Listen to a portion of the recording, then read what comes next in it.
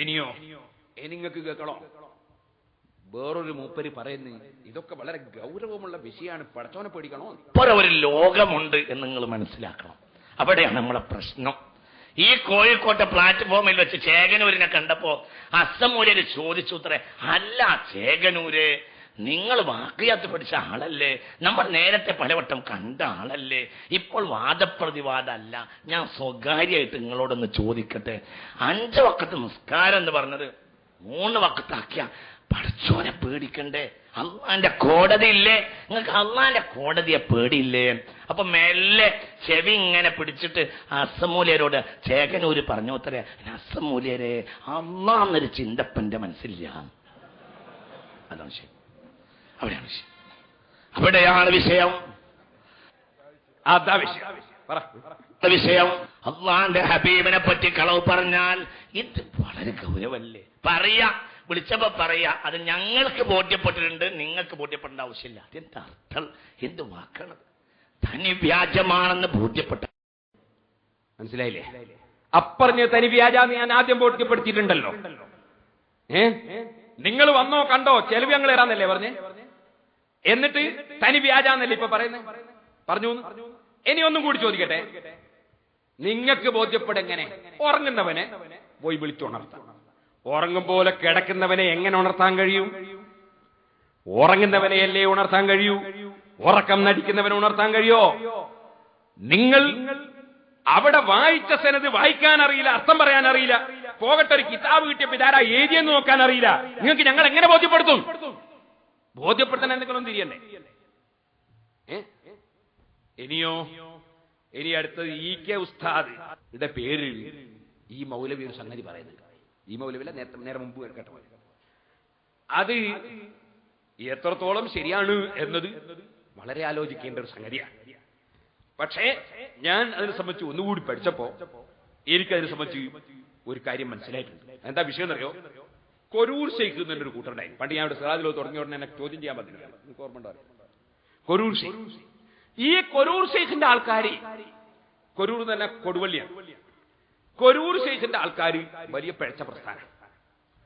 അവർക്കെതിരെ കാന്തപുരത്ത് പള്ളിയിൽ ജുമാ തുടങ്ങി സ്ഥാപിച്ച് ഉദ്ഘാടനം ചെയ്ത് പ്രസംഗിച്ച ആളാണ് മർഹൂം EK അബൂബക്കർ മുസ്ലിയാർ, അല്ലാഹു അദ്ദേഹത്തിന്റെ ദറജ വർദ്ധിപ്പിക്കട്ടെ. ആ EK ഉസ്താദിന് നന്നായിട്ട് അറിയാം കാന്തപുരത്ത് ഈ കൊരൂർ ഷെയ്ഖിന്റെ ആൾക്കാരുണ്ട്. കാരണം കളത്തിൽ സെയ്ദ് വാജി എന്ന് പറഞ്ഞ ആളെ മകളെയാണ് ഷെയ്ഖിന്റെ മോൻ കെട്ടി. അപ്പൊ കാന്തപുരത്തെ ആളുണ്ട്, അവർക്കവിടെ ഇന്നും അവിടുത്തെ പഴയ പള്ളി വല്ല അവര് കയ്യിലാക്കി. അങ്ങനെ കൊരൂർ ഷെയ്ഖിന്റെ ആൾക്കാരെ കയ്യിലാണ് കാന്തപുരത്തെ പഴയ പള്ളി ഉള്ളത്. ശരിക്കും മനസ്സിലാക്കണം. എങ്ങനെ? അതെങ്ങനെയെന്ന് ചോദിച്ചാല് ഈ രേഖയല്ലേ കോടതി നോക്കുക, അല്ലാതെ ഇതിന്റെ ശരിയും തെറ്റുമല്ലോ. പണ്ട് എന്നോട് സുബ്രഹ്മണ്യം വക്കീൽ പറഞ്ഞതാ, എന്ത് സത്യക്കോടതിയല്ല ന്യായക്കോടതിയാണ് എന്ന് അദ്ദേഹം പറഞ്ഞ. സുബ്രഹ്മണ്യം വക്കീൽ അയാൾ മരിച്ചുവെങ്കിലും അയാൾ പറഞ്ഞെങ്ങനെയാ? ന്യായക്കോടതിയാണ്. ന്യായക്കോടതി അന്യായക്കോടതി പറയൂ. ഇപ്പൊ ഞാൻ പറഞ്ഞതിന് അർത്ഥം അതാണല്ലോ കോടതി. അപ്പൊ കോടതി മുഖേന ഈ പള്ളി കൊരൂർ ഷെയ്ഖിന്റെ ആൾക്കാർക്കാണ് കിട്ടിയത്. അങ്ങനെ ചിലപ്പോ സംഭവിക്കൂലേ? ഇപ്പോ സമസ്ത കോടതി മുഖേന ചിലപ്പോ ചില ആളുകൾക്ക് അതിന്റെ രേഖയൊക്കെ കിട്ടിക്കൂടാന്നോ, അല്ലെങ്കിൽ കിട്ടിന്നൊക്കെ വരാം. പക്ഷെ സമസ്ത എന്ന് പറയുന്നത് എന്താ?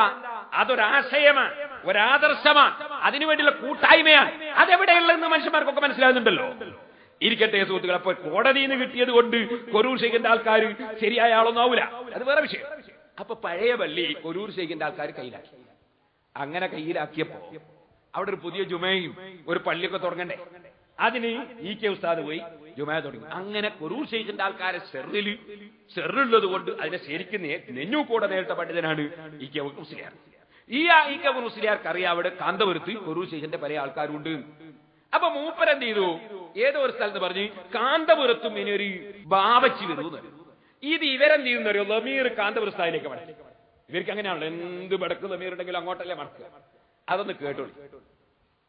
വിശദീകരിച്ചുകൊണ്ട് ശൈഖുന പറഞ്ഞു, എടാ അതൊരു കോരൂർ ബാബിച്ച്, ഇവിടെ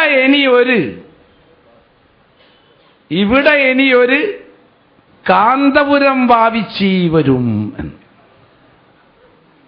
ഇവിടെ ഇങ്ങനെ ഒരു കാന്തപുരം ബാബിച്ചി വരികയാണ്. സംശയിക്കുന്നു. മഹാന്മാരായ മുറബ്ബിയായ മശായിഖന്മാർ ഖാജാ മുഈനുദ്ദീൻ ചിശ്തി അജ്മീരി ഖദ്ദസല്ലാഹു സിർറഹുൽ അസീസിനെ പോലെയുള്ള തരീഖത്തിന്റെ മശായിഖന്മാർ നൂരിശ തർബിയത്തിനെ വാദിച്ചത് കൊണ്ടാണ് നമ്മൾ എതിർത്തത്. നൂരിശ തർബിയത്തിനെ വാദിച്ചു. ഞാൻ മുറബ്ബിയായ ശൈഖാണെന്ന് പറഞ്ഞു. അതാ എതിർക്കാനുള്ള കാരണം. ഇത് ഈ മുറബ്ബിയായ മരിച്ചുപോയ മശായിഖന്മാരുടെ കൂട്ടത്തിൽ മുശാവറയിൽ ഷൂറയിൽ മെമ്പറായിട്ട് രാത്രി പോകത്തക്ക രീതിയിലുള്ള സംവിധാനം ഇയാൾക്കുണ്ടെങ്കിൽ അത് മിസ്റ്റർ AP തുറന്നു പറയണം. ഞങ്ങൾക്ക് തീരുമാനം വേറെ ഉണ്ടാക്കാണ്ട്, ഇതല്ലാത്ത തീരുമാനം ഉണ്ടാക്കാണ്ട്. സംഘടനാപരമായ അഭിപ്രായ വ്യത്യാസമല്ല അപ്പം ഉണ്ടാകുക. അപ്പം ഞങ്ങൾക്ക് തീരുമാനം വേറെ ഉണ്ട്. നിങ്ങളുടെ കൂട്ടത്തിൽ കുറെ നല്ല മനുഷ്യന്മാരുണ്ടെന്ന് ഞങ്ങൾ വിശ്വസിക്കുന്നുണ്ട്. അവരെ രക്ഷിക്കണം, അതിന്റെ ബാധ്യത ഞങ്ങൾക്കുണ്ട്. അതുകൊണ്ട് അത് തുറന്നു പറയാൻ, ഈ കണ്ട സ്വപ്നങ്ങളും ഈ കണ്ട് കാണപ്പെട്ട കാര്യങ്ങളും ഒക്കെ, ആ സ്വപ്നങ്ങളൊക്കെ നിങ്ങൾ അംഗീകരിക്കുന്നുവെങ്കിൽ ഞാനും അംഗീകരിക്കുന്നു എന്ന് പറയണം. അങ്ങനെയാണ്. മിർസ ഗുലാം അഹമ്മദ് ഖാദിയാനി ആദ്യം നബിയാണെന്നും ബാധിച്ചിട്ടില്ല. ആദ്യം ചെറുങ്ങനാണ് തുടങ്ങുക. പിന്നെ അണികളൊക്കെ പറഞ്ഞ് ഞങ്ങൾ സ്വപ്നം കണ്ടുക്കണു, നിങ്ങൾ വലിയ ആളാണെന്ന് സ്വപ്നം കണ്ടുക്കണു തന്നെ. അപ്പൊ പിന്നെ കുറച്ചൊന്ന് പൊങ്ങിയതിന് ശേഷം പിന്നെ അപ്പോഴും അയാൾ ഖത്മുൻ നുബുവത്ത് അംഗീകരിച്ചിരുന്നു എന്നാ ചരിത്രം. ഖത്മുൻ നുബുവത്ത് അംഗീകരിച്ച കാസിമി അങ്ങനെയുള്ള കാര്യം കാസിമിക്കാ കൂടുതൽ അറിയാം. ഖത്മുൻ നുബുവത്ത് അംഗീകരിച്ചിരുന്നു എന്നതാണ് സത്യം.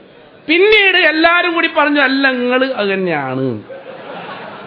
അപ്പൊ ആ സമയത്ത് മൂപ്പർക്കാണ് തോന്നിയതാ എന്നാ പിന്നെ അങ്ങനെ ആയിട്ടാൽ എന്താണ്. മനസ്സിലായില്ലേ? കാന്തപുര ഉസ്താദിനെ മിസ്റ്റർ എന്ന് വിളിച്ചിട്ട് മൂപ്പരൊന്ന് ജോറായതാ. എന്താ പറഞ്ഞത്?